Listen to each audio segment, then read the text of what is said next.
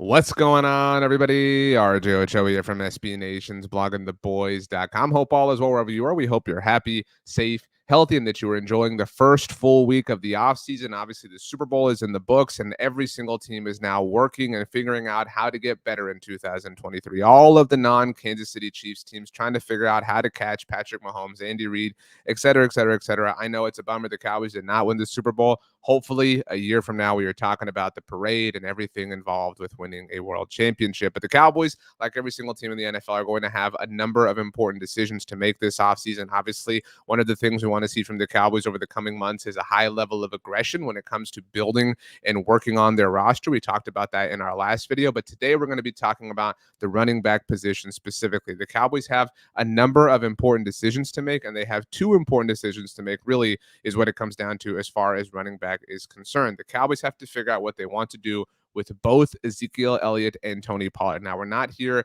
to trash anybody. We're not here to talk about anybody in a negative sense. We're here to talk about how the Cowboys can move forward. Zeke Elliott has been a wonderful player for the Cowboys. We've had some good times. Tony Pollard obviously has been an amazing and an electrifying player over the last 4 years. Unfortunately, he's dealing with the injury that he suffered in the divisional round loss in San Francisco.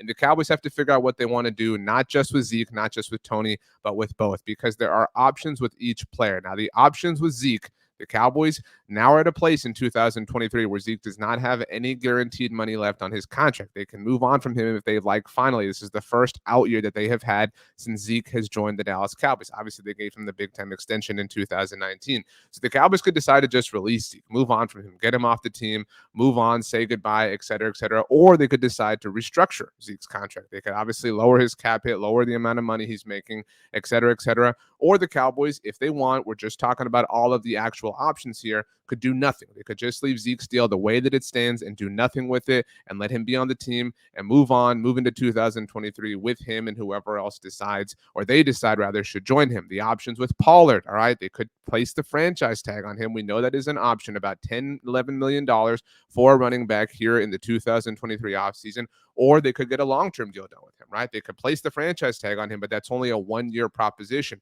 Now, to be fair, if the Cowboys do place the franchise tag on Tony Pollard, they would have more time to get a long-term deal done with him. Maybe they feel better about his injury than a lot of other people do. Who knows? Again, there's a lot of time that we have to kind of live, or we will figure all of this out. But the Cowboys could get a long-term deal done with Tony Pollard. This is expected to be a very promising free agent class across the NFL as far as running backs are concerned. Saquon Barkley, Miles Sanders, both running backs just in the division that are set to be free agents. Plus, it is a very deep class as far as the NFL draft is concerned. A lot of people, a lot of NFL draft insiders saying you can find starters even on the third day of the 2023 NFL draft, which makes this whole argument, this whole conversation all the more interesting. For what it's worth, an argument, or an option rather, with Pollard, just like it is with Zeke, is to do nothing. Tony Pollard is technically set to be a free agent, so the Cowboys could just say, hey, man, thanks for the good times. We're going to let you walk. Doing nothing with Pollard and doing nothing with Zeke are two different things. Doing nothing with Pollard means letting him enter free agency and letting somebody else potentially sign him to a long-term deal. And doing nothing with Zeke, on the other hand, is just leaving him on the roster as his contract currently lies. We are sitting here saying, again, the statement, the Cowboys are going to have to figure out what they want to do about Ezekiel Elliott and Tony Pollard. And while that is true, their situations are not the same. Zeke Elliott is still under contract with the Dallas Cowboys. Tony Pollard's contract is expiring with the Dallas Cowboys. So two very different situations, although they both obviously necessitate, still kind of getting over a little bit of a cold here.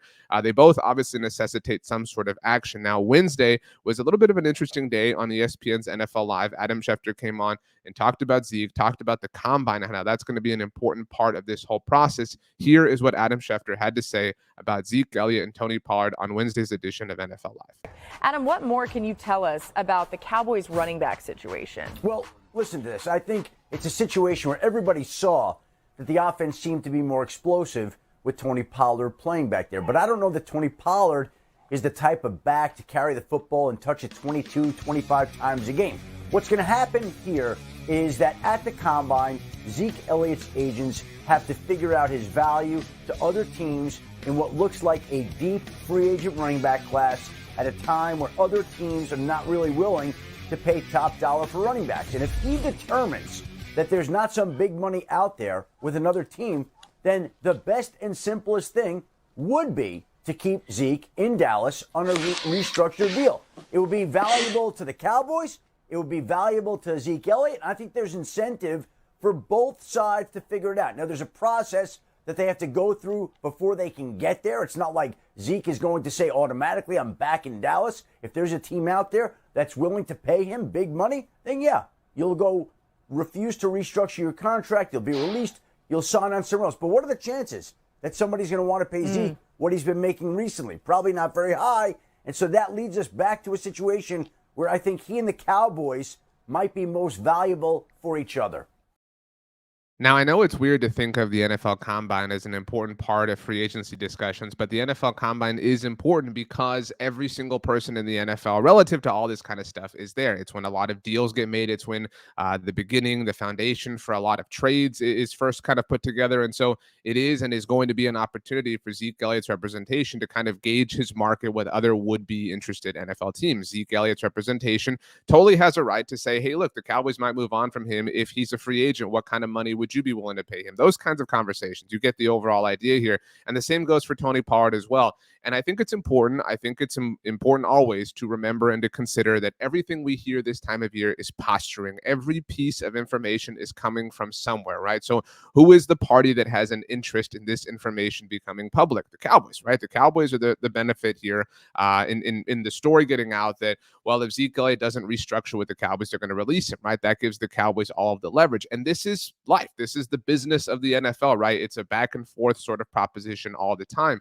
But the Cowboys simply are at a place where they cannot keep Zeke Elliott at his current cap charge. They have to find a way to reduce that. And whether that's by way of restructuring him or moving on from him entirely, this is something that they really have to obviously figure out in the next few weeks, the next few months, because Zeke Elliott has been an important player on their team. And I understand that Zeke Elliott obviously, again, has been a part of some special memories that we all have with this team, but he was not a productive player for them down the stretch. He was not a productive player for them in the playoffs. And so while you can talk about restructuring his deal, he doesn't necessarily offer you something that you can use in the most important moments of your season. And that is something that you have to consider as well. We know that Mike McCarthy is now the play caller of this team, the play caller of this offense. And so a lot of this is going to be really interesting and indicative in terms of how he sees this offense. Does he view it as one that requires Zeke Elliott? Does he view it as one that needs to run through Zeke Elliott? Does he view Zeke as the straw that stirs the drink, as Stephen Jones once put when they were in contract discussions with him? It is going to be a very interesting thing. If the Cowboys do move on from Zeke, it will tell us a little bit about how Mike McCarthy kind of views the overall operation and how it has to go. The argument about Tony Pollard, I know the clip was more about Zeke and his representation at the Combine, but the injury is an important factor, and that's an unfortunate thing. It's really terrible for Tony Pollard. I think we're all rooting for him in every facet, but the Cowboys obviously are in a situation now where they're coming off of paying Michael Gallup and seeing how that didn't exactly work out in 2022. So do they pay Tony Pollard? This is a critical year for Mike McCarthy. It's a critical year for Dak Prescott. Do they bet on Tony Pollard? If they do, it's probably by way of the franchise tag. It's my personal opinion that it's really doubtful that both of these running backs are back with the Cowboys in 2023, but obviously crazier things have happened. It is going to be a very interesting few weeks, obviously, as we get closer to free agency about a month from now. And so it seems like the Dallas Cowboys are already kind of starting to lay the foundation themselves for the narratives that they want to create, for the decisions that they are ultimately going to potentially make as it relates to their roster. My name is RJ Ochoa. You can follow me on Twitter or Instagram at RJ Ochoa, on TikTok at rj.ochoa. You can send me an email if you'd like, rj.ochoa@sbnation.com, and you can leave a comment down below. In fact, I'll ask you a question that I would like your comments to. What would you do with Zeke? What would you do with Pollard? If you're asking my opinion personally, again, and it's not a fun conversation to have, right? We never want to sit here and say teams should fire this person or teams should move on, right? We're rooting for every person in the world to get what they can, right? We're rooting for humanity.